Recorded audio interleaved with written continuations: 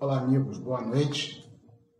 Sejam bem-vindos a essa palestra virtual da Escola Espiritual Cruz Áurea, em que trataremos do tema que foi divulgado no Facebook, Mergulhe em si mesmo se quiser desvendar os mistérios do mundo. Vamos falar, como uma introdução, uma reflexão, um diálogo durante 15 minutos, não muito mais. E em seguida abriremos para perguntas que vocês podem fazer no chat do Facebook e aí tentaremos responder o maior número de perguntas possíveis. Para iniciarmos a nossa reflexão sobre essa possibilidade de mergulhar em si mesmo, essa decisão de querer desvendar os mistérios do mundo, nós podemos entender que isso é uma trajetória que tem 3 passos fundamentais. O primeiro passo fundamental, e aqueles que nos acompanham já há algum tempo, seja virtualmente ou seja pessoalmente, nos locais onde a Rosa Cruz Áurea faz as suas reuniões, já ouviram falar de uma questão fundamental que habita em cada ser humano. Um elemento fundamental, uma questão fundamental, que podemos chamar aqui, e já chamaremos inicialmente, de uma nova consciência, de uma consciência que está além da nossa consciência recorrente, a nossa consciência de vigília. Essa outra consciência, que nesse título a gente pode entender o significado de mistério, é a consciência que está ligada à ideia da rosa, da ideia da essência, da ideia da conexão com o universo. E essa nova consciência, nesse primeiro passo dessa jornada de mergulhar em si mesmo, para tentar descobrir e desvendar os mistérios do mundo, ela funciona como um chamado, como um impulso. E ela impulsiona a quê? A um aprofundamento de todas as questões da vida. Todas as questões da vida. As pessoas que são tocadas por esse impulso, esse anelo, que gera a origem desse novo movimento, elas não se aquietam. Elas buscam profundamente, elas não aceitam a condição superficial da vida. Por isso a ideia de mergulho é uma ideia muito precisa, embora seja uma metáfora, mas é uma ideia muito precisa, que dá a exata noção daquilo que o ser humano, que é tocado por essa outra consciência, que funciona como um mistério, impulsiona para um mergulho, para um aprofundamento. Aonde? Em que lugar? Na vida. Seja ela na vida profissional, seja ela na vida afetiva, seja ela na vida espiritual, em todas as manifestações e campos de manifestações da vida como a gente compreende ela, da estrutura da nossa vida. Mas esse é o primeiro passo. Esse é um irrompimento de nossa inércia que tende a nos manter constantes e sistemáticos ao longo do tempo. Essa consciência que brota como um grande mistério, ela precisa ser desvendada. Então, se nesse primeiro passo não aceitamos aquilo que é o objetivo da nossa busca, esse aprofundamento, atingimos então o segundo passo, que é o caminho. Então, essa origem nos impulsiona a nos dedicarmos, a nos aprofundarmos em todos os elementos da vida. O segundo passo, o caminho, começa a nos revelar 2 vertentes desse aprofundamento. Uma vertente externa, uma vertente fora de nós, em que desejamos mudar a sociedade, mudar o mundo, mudar a família, mudar todas as estruturas que estão fora de nós, e um outro movimento, que é um movimento de profundo autoconhecimento na tentativa de se reconhecer.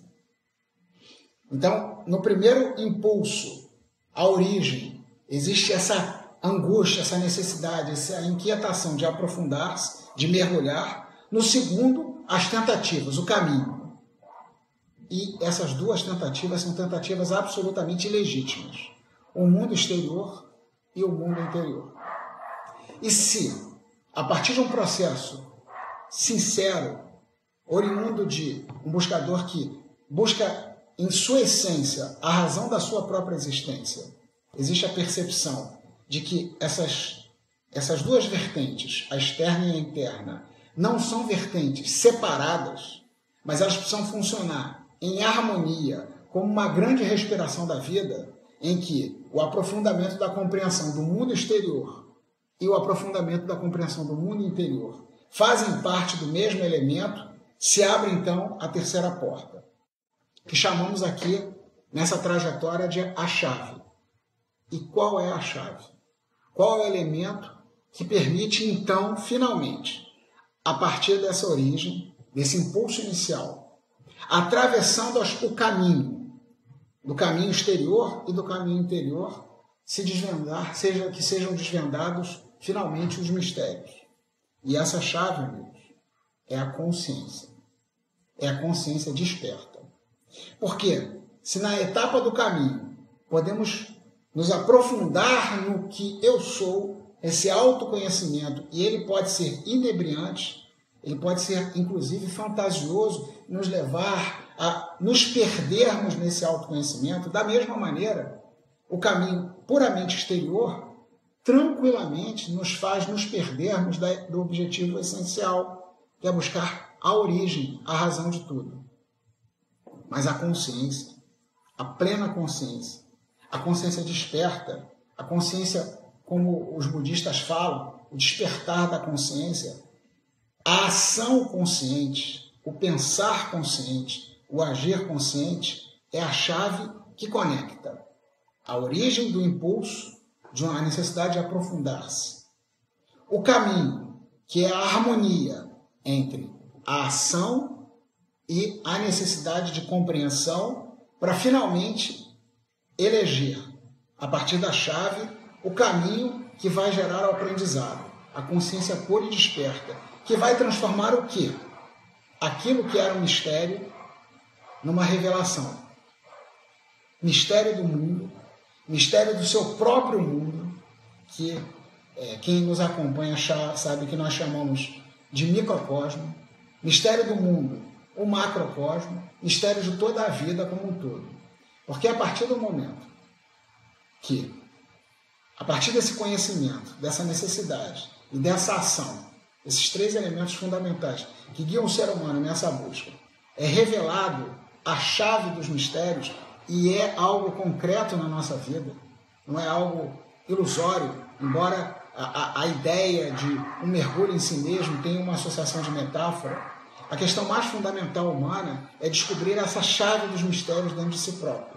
Porque essa chave, a partir dessa consciência desperta, essa chave guia as ações internas e externas e permite ao ser humano descobrir a grande ilusão da vida, que faz com que nos sintamos sempre superficiais, o tempo todo vivendo uma vida que parece um grande teatro, uma superficialidade, que é a ilusão da identificação que nós temos com o nosso ego separado, dividido, fragmentado. Na verdade, essa ilusão ela só é vencida a partir dessa nova consciência que cada um de nós tem dentro de si. Essa nova consciência ela nos dá o poder da síntese verdadeira, em que sintetizamos as experiências externas, as experiências internas, em um elemento fundamental de renovação da consciência. Então, toda ilusão cai por terra e vemos a vida real. E o que é a vida real? E o que se encontra por trás de toda essa identificação com essas questões ligadas à fragmentação da vida? A vida real é uma conexão com o cosmos, é uma conexão com a ideia de Deus, com a ideia da divindade. Daí, um dos símbolos fundamentais da Rosa Cruz Áurea ser a cruz com rosas. Ela exatamente conecta as duas ideias primordiais do ser humano. A ideia de uma necessidade de elevação na sua haste vertical e a ideia da necessidade de viver na natureza em conexão e unidade com todos os reinos, todas as ondas de vida que vivem nesse reino. Mas isso só acontece a partir de uma nova consciência. A nossa consciência natural, por mais que ela tente buscar em si mesma os elementos, ela é limitada pela própria fragmentação da sua estrutura. Porém, essa outra alma, essa outra consciência, que quando desperta e se torna uma rosa aberta, ela conecta essa haste vertical com essa haste horizontal e permite ao candidato ganhar uma onisciência, uma onipresença da sua manifestação na vida. Então, a ideia de ilusão de separatividade cai por terra. E o que parece mistério, daí a chamada do mistério, de mistérios, ela deixa de ser. A vida se revela em toda a sua plenitude. Amigos, eu falei em torno de 10 minutos como uma introdução, e antes de abrir para perguntas, depois vamos lembrar no final, aqueles que além dessa nossa interação, tiverem o desejo de ter uma interação mais próxima via Skype, nós gostaríamos já de avisar agora que amanhã, amanhã 20/3, às 20 horas, haverá uma reunião de continuidade desse tema, em que as pessoas que de alguma maneira não consigam ser atendidas nas questões que venham surgir agora, podem detalhar um pouco, ter uma reflexão talvez até mais profunda em alguns elementos pelo tempo disponível. Mas para isso precisam apenas cadastrar no Skype, essa reunião é por Skype, virtual 1.rosapurisáurea. Se você cadastrar e pedir o convite para o virtual 1.rosapurisáurea, às 20 horas vocês serão chamados para essa reunião por Skype. Então, se nós tivermos algumas perguntas, a gente já vai tentar responder, senão a gente vai fazer uma reflexão, ainda alguns elementos sobre esse tema, ok? A Samantha Ferreira pergunta: como liberar esta consciência interna? Muito boa pergunta, Samantha. Como liberar? Então eu vou usar para você uma imagem que há muito tempo eu ouvi essa imagem e ela é metafórica, depois eu vou tentar aprofundar um pouco ela de forma bem concreta. A imagem metafórica é o seguinte: imagine que essa consciência que nós chamamos aqui de consciência interna, ela fosse uma tábua. E nós fôssemos uma pessoa num lago. A nossa separatividade, a nossa tendência a interpretar a vida de forma fragmentada, a tendência de viver só o externo ou viver só o interno, é uma medida forçada de autopreservação que nós usamos para manter essa consciência omumbrada, apagada. Então, como se, com a força das nossas energias, nós empurrássemos essa tábua para o fundo do lago e tornássemos ela invisível.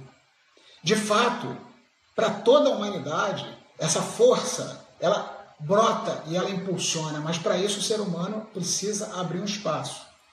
E agora, de forma muito concreta, qual é o fator que impede que abramos o espaço?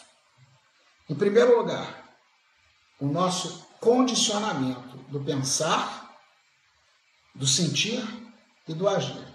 O que me refiro aqui a condicionamento? É fazer as coisas sempre da mesma maneira. Porque nós nos sentimos confortáveis, embora angustiados, mas nos sentimos confortáveis em repetições, em lugares conhecidos. Da mesma maneira, quando a gente viaja para um lugar diferente, a gente fica inseguro com aquela situação nova, a nossa consciência também busca, como um condicionamento, empurrar o tempo todo essa tábua para o fundo da lagoa. E a tarefa do pesquisador, do buscador da verdade, é exatamente descobrir essa intenção mais profunda que nós trazemos dentro de todos nós, que é a intenção de não buscar uma mudança fundamental. Para isso, é preciso fazer uma coisa fazer um elemento, tem um elemento que inclusive o cristianismo fala dele, que é a entrega. O que é entregar? É exatamente aceitar esse novo de forma bem concreta, sem receio ou medo. Porque se nós aceitarmos, essa consciência brota como essa tábua na imagem, ela brota para a superfície. E aí nós começamos a nos perceber duais. Por um lado, uma consciência que tenta repetir sempre o mesmo movimento anterior, por outro, uma consciência que brota. E nesse caminho, essa questão vai avançar ou não. Depende de nós. Por isso que, quando essa condição se manifesta de forma clara para nós recuperamos um elemento chamado livre-arbítrio. O livre-arbítrio vai nos dizer claramente, é como se fosse uma consciência do meio entre essas duas. Continuar ou desistir. E esse é o ponto fundamental da jornada. Por isso, eu desejo para você uma boa jornada e continue. Obrigado, Samantha, pela pergunta. A Kátia Cristina pergunta: como vencermos esse ego e despertarmos a nova consciência? Kátia, vencer o ego e despertar a nova consciência. O que foi dito para Samantha é muito semelhante ao que vai ser dito. No fundo, se nós formos bem sinceros, não precisamos vencer o ego. Nós precisamos reconhecer, a partir dessa respiração interna e externa, o nosso condicionamento. O ego é muito mais simples do que parece. O ego, que a gente pode redefini-lo como condicionamento. Vencer ele é simplesmente, em primeiro lugar, reconhecer. É perceber que, de forma condicionada e repetitiva, nós agimos como um animal que busca sistematicamente alimento, reprodução, automanutenção. A origem do ego está exatamente ligada a essa origem mais profunda do ser humano, a automanutenção, o medo, a ansiedade pela existência. Quando a nossa existência é ameaçada, é ativada de forma muito poderosa uma energia que busca nos proteger. Então o ego ele tem um aspecto também natural. Porém, se ele domina o sistema plenamente, e é isso que acontece com a humanidade, esse chamado original que também toca a humanidade, ele funciona simplesmente como um tic-tac de um relógio que incomoda lá no fundo, mas não gera nenhuma transformação.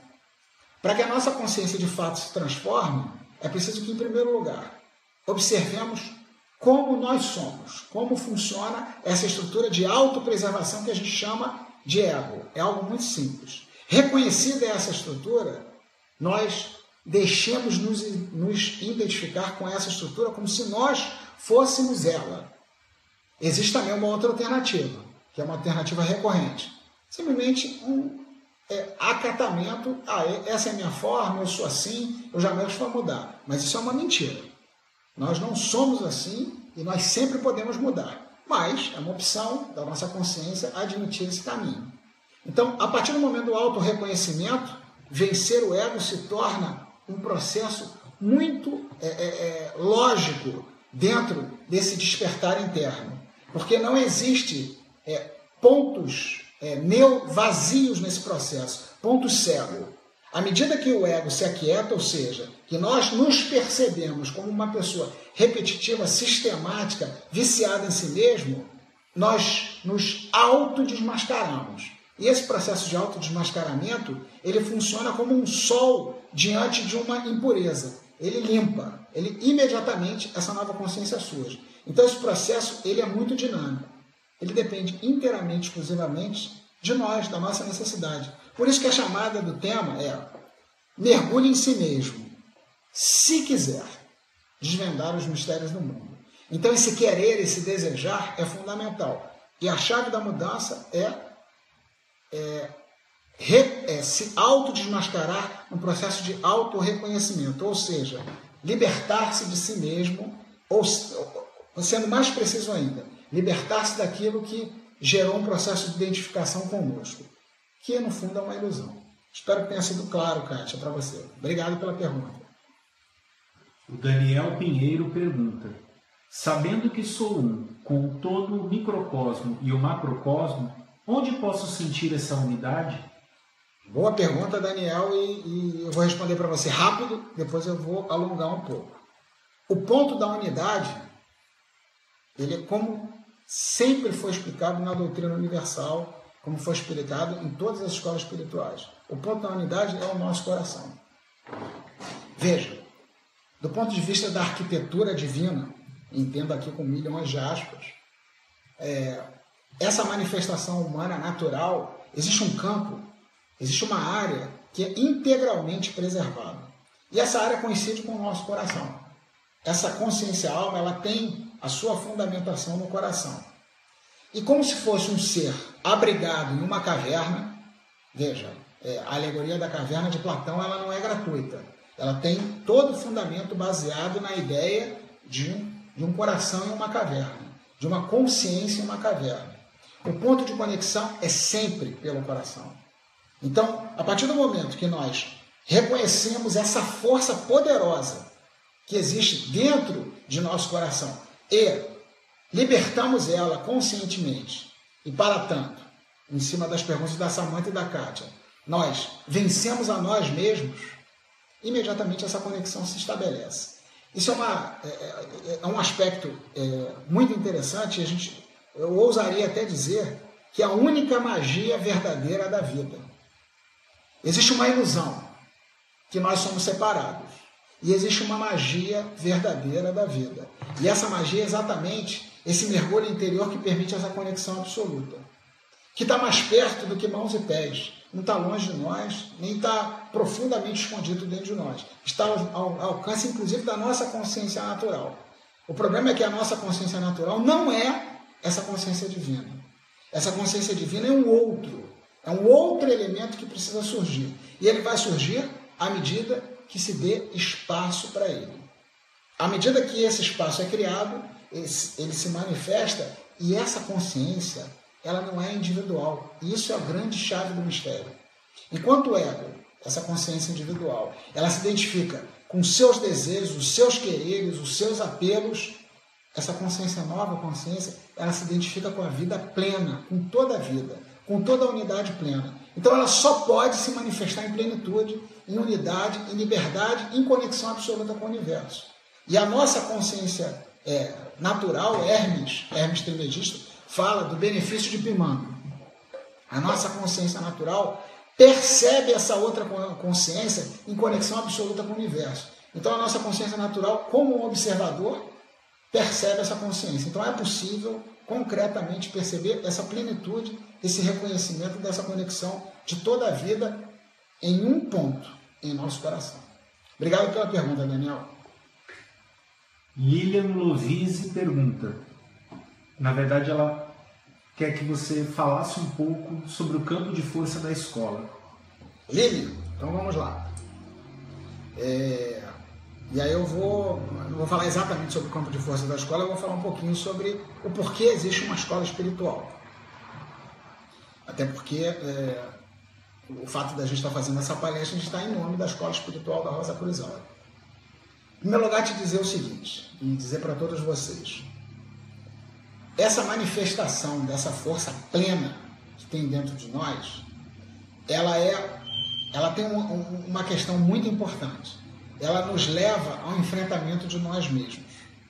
E esse enfrentamento, ele parte da ideia de que nós temos a capacidade de avançar além daquilo que nós somos.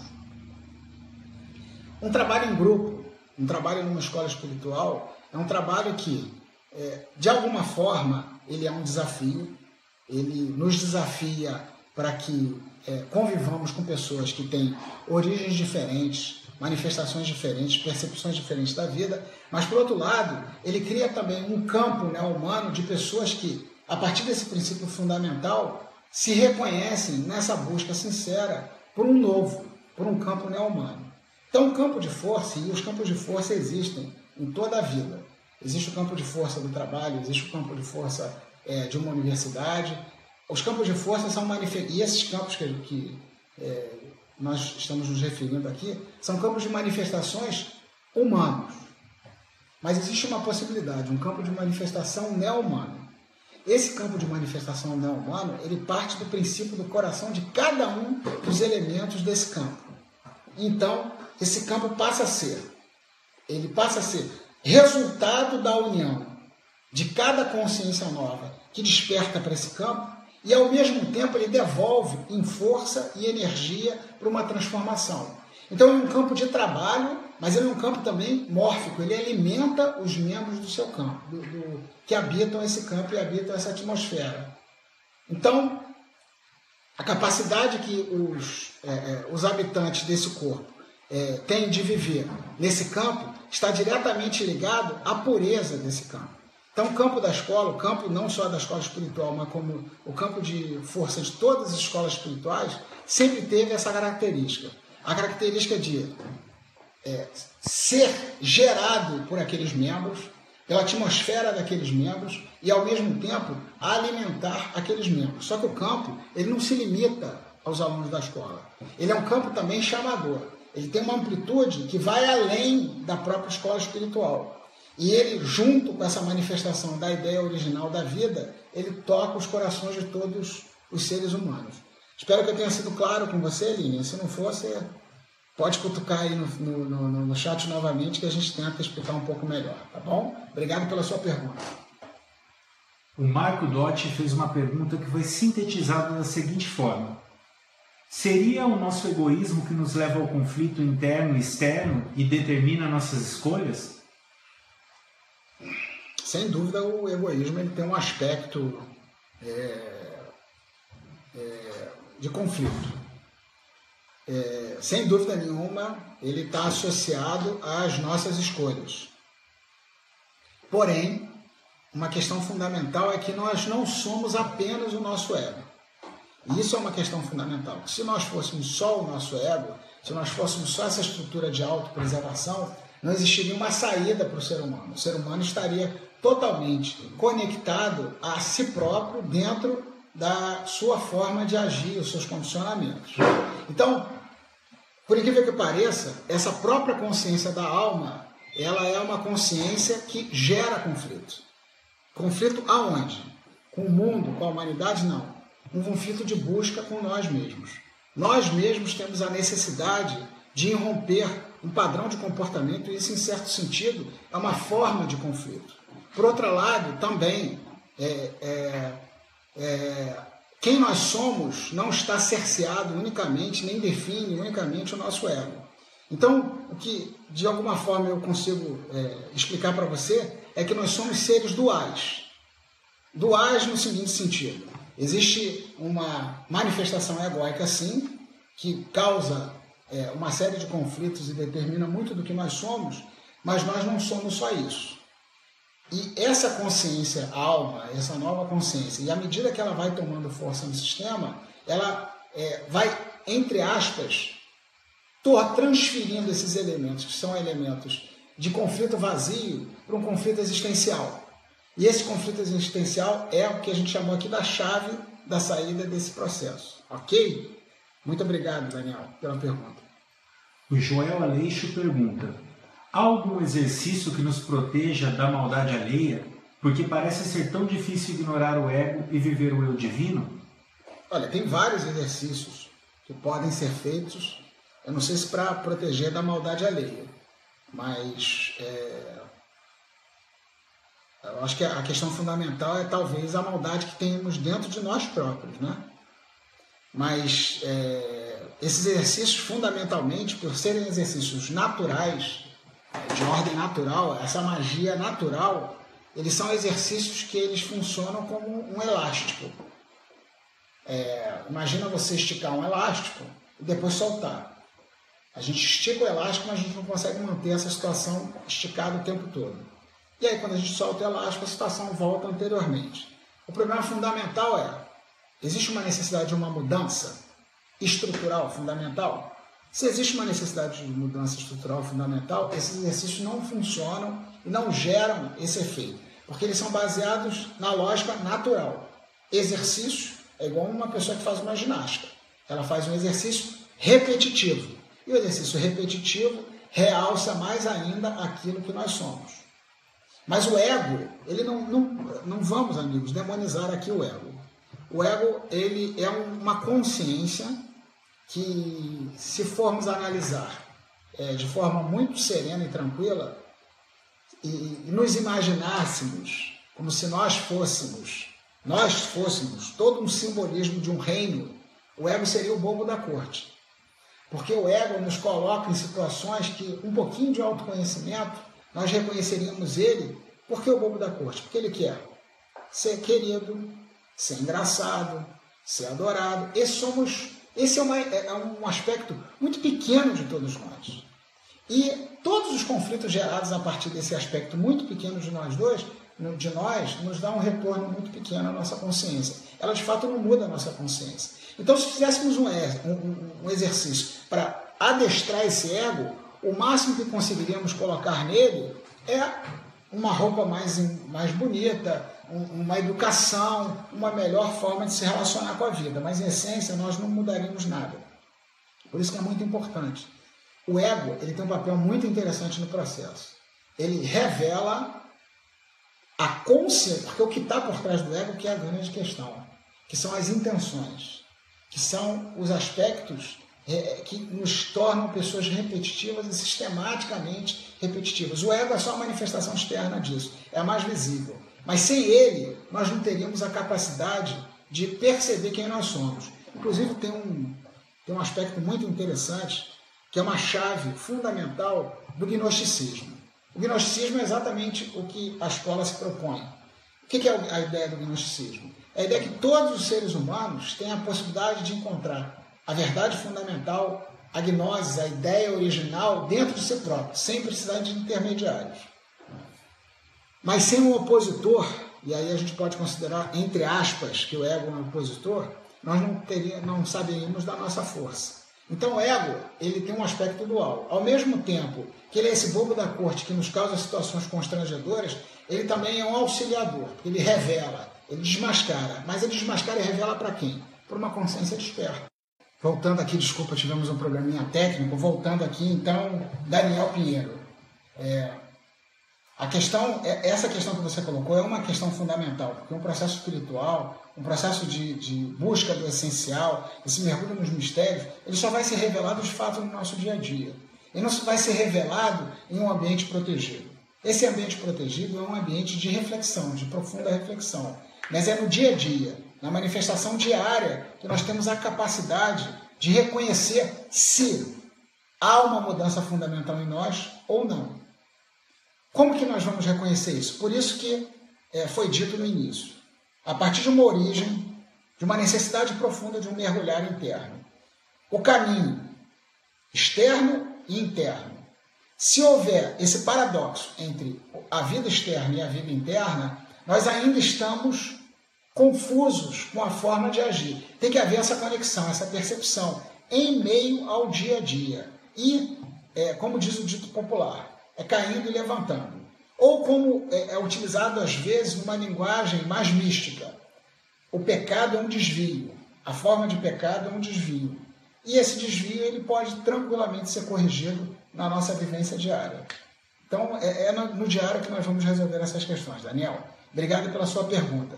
Vamos ter que fazer mais uma pergunta e encerrar, porque nossos problemas técnicos estão se avolumando aqui na nossa palestra. Mas vamos a mais uma pergunta. Enzo Vicente pergunta. Enzo. Boa noite a todos. Gostaria de perguntar quais práticas você considera úteis para o conhecer a si mesmo. Poderia, por favor, citar exemplos? Bem, prática, a palavra prática, Enzo, obrigado pela sua questão. Prática, a gente já falou que toda prática é usada como um exercício, né? As práticas são práticas naturais. O melhor exemplo, e aí eu vou usar a questão que foi colocada pelo Joel, o melhor exemplo é viver a vida de forma consciente. Não tem nada, absolutamente nada, mais poderoso do que viver a vida de forma consciente, desperta, observando os pensamentos, observando os desejos, observando as nossas ações. Esse processo de observação ele é poderosíssimo, porque nesse momento que nós começamos a nos observar, nós começamos a dar um passo para dentro, e é inevitável que isso aconteça, e descobrimos a origem, a raiz de todos esses movimentos do pensar, do desejar e do querer. E descobrimos as intenções. Quando nós achamos essa chave fundamental das intenções, abre-se diante de nós uma porta, a porta do livre-arbítrio. E essa porta vai nos dizer o seguinte: você quer vencer a si mesmo, ou seja, quer vencer as suas intenções, ou vai continuar a ser da mesma forma que sempre. E esse livre-arbítrio, essa porta do livre-arbítrio, quem já está dizendo para o ser humano é essa nova consciência alma. Então, se tem um recado que eu gostaria de deixar aqui, e hoje a gente vai encerrar a palestra até mais rápido do que usualmente, mas deixar para todos. Tem outras perguntas, Thiago? Não. Então, deixar aqui para todos é que essa consciência, essa capacidade de mergulharmos em nós mesmos, ela é a grande esperança, a grande possibilidade de nos tornarmos de fato um ser pleno em todas as suas características. Por isso, amigos, não separem a vida. Interna, externa, bem e mal, todas essas separatividades fazem parte de uma ilusão. A fusão plena da vida é o elemento fundamental. Eu acho que podemos ter hoje uma reunião produtiva e aguardamos vocês nas outras salas de contato da Rosa Cruz ou na próxima palestra virtual daqui a 15 dias. Uma boa noite a todos. Obrigado.